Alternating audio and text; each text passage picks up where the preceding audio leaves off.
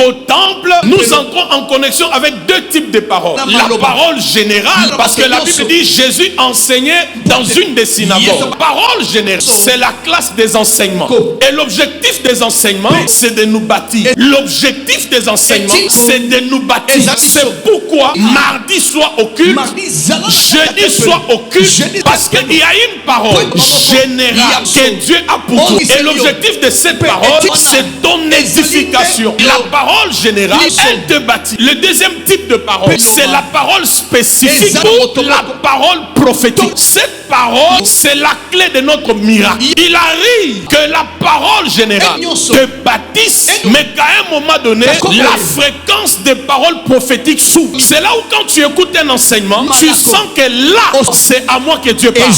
Là, il s'agit de moi. Écoute-moi. Quand un moment pareil arrive, la première de choses, oublie ton voisin. La deuxième de choses, ouvre ton cœur. La troisième de choses, reçois avec foi cette parole. Et la dernière chose, reçois avec violence cette parole. La Bible dit quoi? Car pour ce qui concerne toutes les promesses de Dieu, c'est en lui. Ça veut dire en qui? C'est en lui que les oui.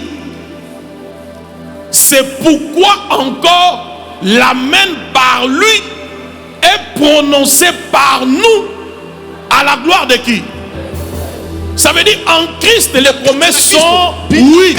Dans ce texte, il y a deux amen. C'est l'accord de ces deux amen qui déclenche l'accomplissement de la promesse. Le premier amen, c'est qu'en lui, les promesses de Dieu sont oui. Oui veut dire amen. Maintenant, la Bible continue. C'est pourquoi encore l'amen par lui est prononcé par qui? À la gloire de qui? Quand Dieu regarde en Christ pour ton mariage, pour ta délivrance, j'allais bien le dire, pour ton relèvement. Quand Dieu regarde en Christ, c'est déjà oui. Maintenant, il y a une dimension. C'est que par toi, l'amen soit prononcé à la gloire de Dieu. Et la promesse va devenir chère en toi. Est-ce que tu sais même que même pour dire amen, il faut beaucoup d'humilité. Il y a des hommes qui sont inconfortables à la présence de Dieu, à dire amen, à danser, à tomber sous l'onction parce qu'il est à côté de sa femme. Il y a aussi des femmes comme ça. Quand elle est à côté de son mari, elle est déconnectée. Ça, ce n'est pas moi. Que je sois à côté de ma femme, de mon mari, de mon prétendant, de mon chef. Quand Jésus a dit oui,